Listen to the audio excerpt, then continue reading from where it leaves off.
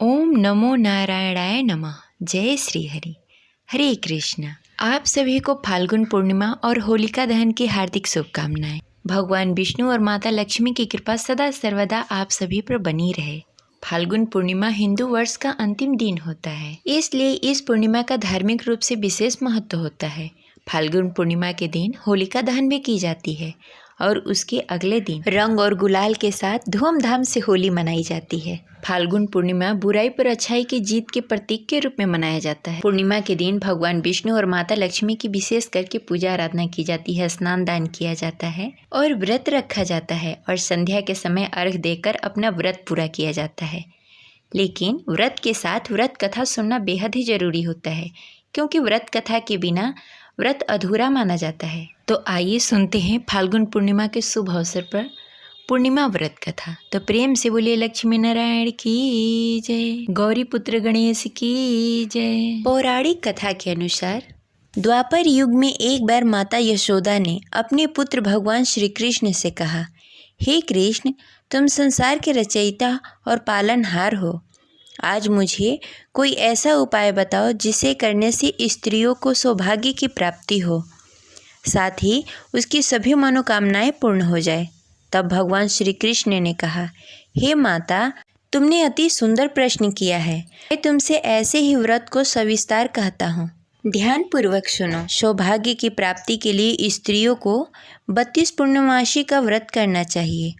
इस व्रत को करने से स्त्रियों को सौभाग्य और संपत्ति मिलती है। यह व्रत अचल सौभाग्य देने वाले एवं भगवान शिव और माता पार्वती के प्रति मनुष्य के अंदर भक्ति को बढ़ाने वाली है। यशोदा जी कहने लगी, हे कृष्ण, सर्वप्रथम इस व्रत को मृत्युलोक में किसने किया था?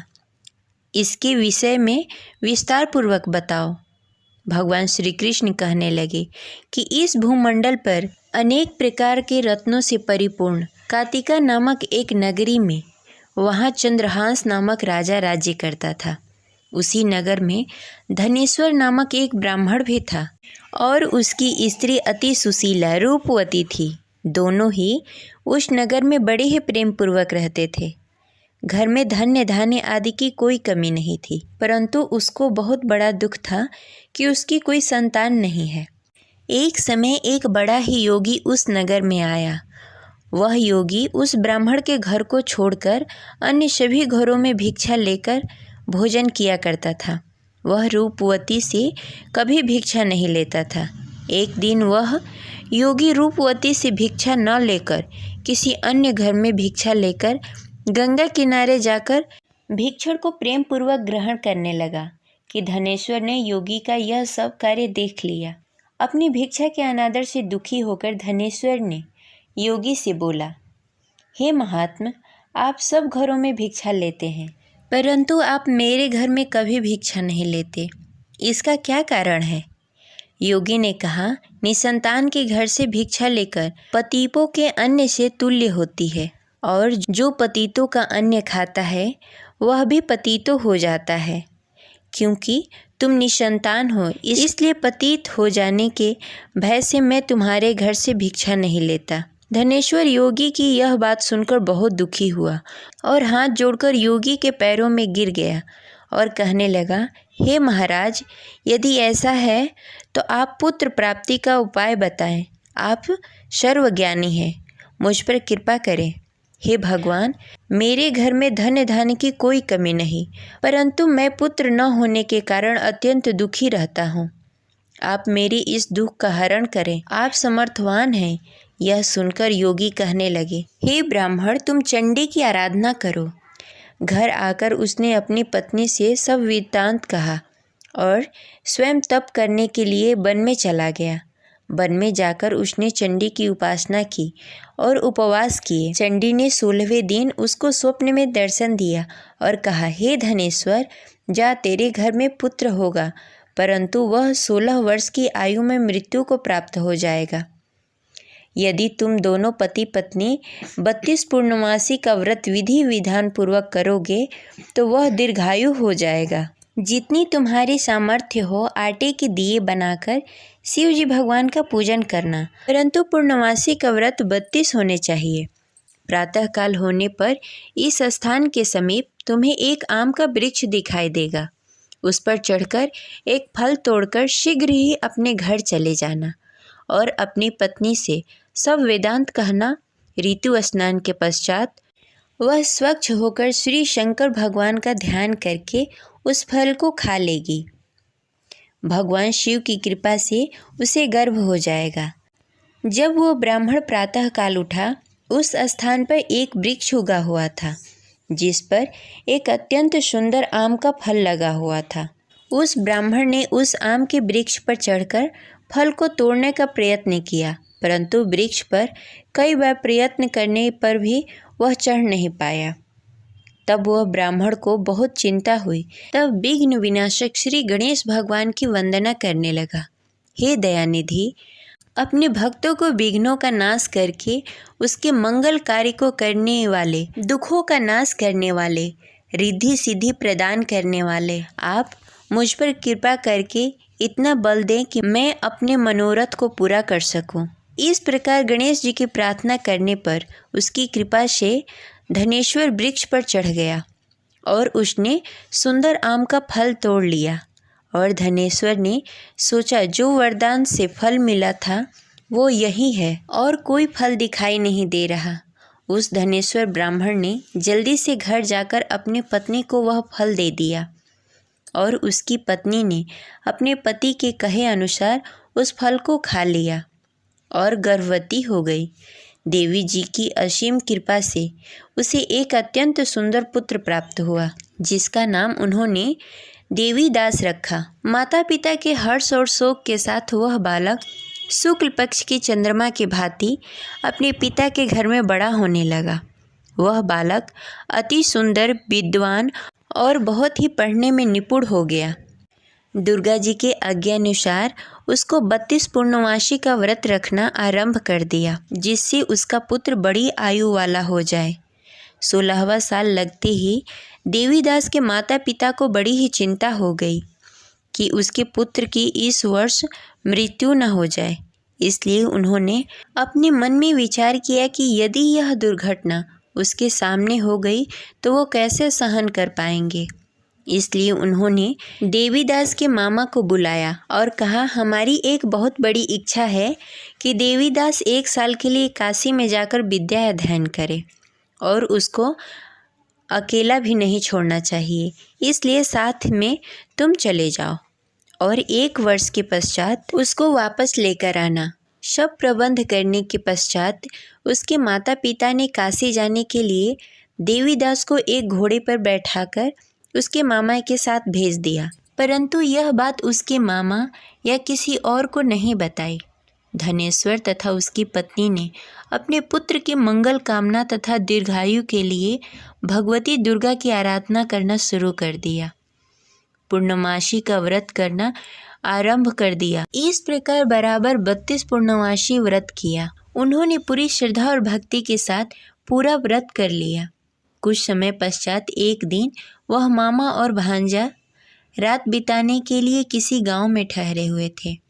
उस दिन उस नगर में ब्राह्मण के अत्यंत सुंदर, सुशील और रूपवती कन्या का विवाह होने वाला था। जिस धर्मशाला के अंदर वर और उसके बाराती ठहरे हुए थे, उसी धर्मशाला के अंदर देवीदास और उसके मामा भी ठहरे हुए थे। उधर कन्या को तेल आदि चढ़ने के बाद जब लग्न का समय आया तो वर की तबीयत खराब हो गई।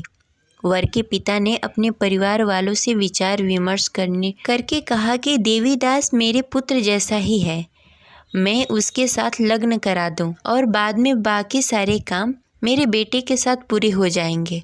ऐसा करने के बाद वर के पिता ने देवीदास को मांगने के लिए उसके मामा के पास गए और उन्हें सारी बात बताई। मामा ने कहा कि कन्यादान में जो कुछ भी मिलेगा वो हमें दे दिया जाए। वर के पिता ने बात स्वीकार कर ली। इसके बाद देवीदास का विवाह कन्या के साथ संपन्न हो गया। इसके बाद वह अपने पत्नी के साथ भोजन न कर सका और मन में विचार करने लगा, न जाने यह किसकी पत्नी होगी। यह सोचकर उसकी आंखों से आंसू आ गए। तब वधू ने पूछा कि क्या बात है, आप उदास क्यों हैं? तब उसने सारी बातें पत्नी को बता दी। तब कन्या कहने लगी कि यह ब्रह्म विधान के विपरीत है।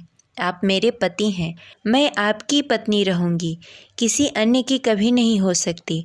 तब देवीदास ने कहा, ऐसा मत करिए, क्योंकि मेरी आयु कम है, मेरे बाद आपका क्या होगा।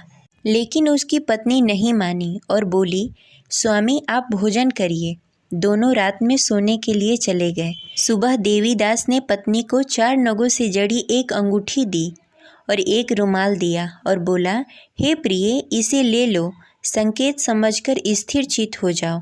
मेरे मरण जीवन के जानने के लिए एक पुष्प वाटिका बना लो, उसमें सुगंधित पुष्पों को उगा लो, उसमें प्रतिदिन जल देना और खेलते कूदते रहना। जिस समय और जिस दिन मेरा प्राण प्राणांत होगा, उस दिन यह पुष्प सूख जाएंगे।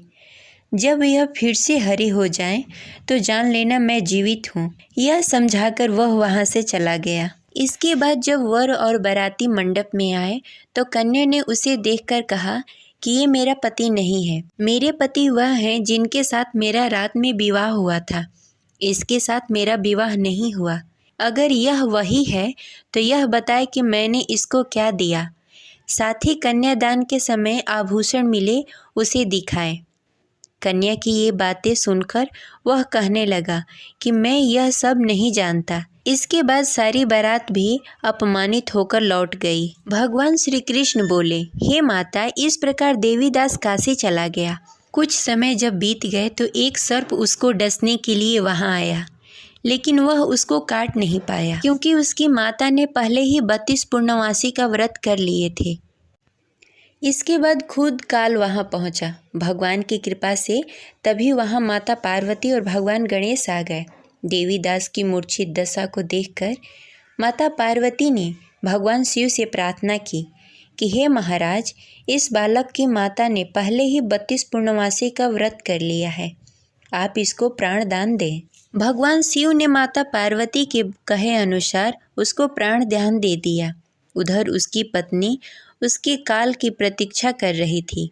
उसकी पत्नी ने जाकर देखा कि पुष्प और पत्र दोनों ही नहीं हैं, तो उसको बहुत ही आश्चर्य हुआ। और जब उसने देखा कि पुष्प वाटिका फिर से हरी भरी हो गई, तो वह समझ गई कि उसका पति जिंदा हो गया है।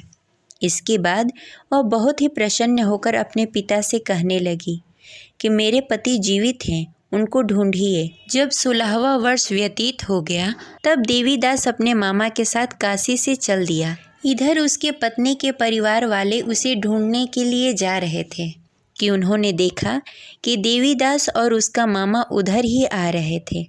उसको देखकर उसके ससुराल वाले बहुत ही प्रसन्न हुए और उसे घर लेकर आए। वहाँ सारा नगर इकट्ठा हो गया और कन्या ने भी उसे पहचान लिया।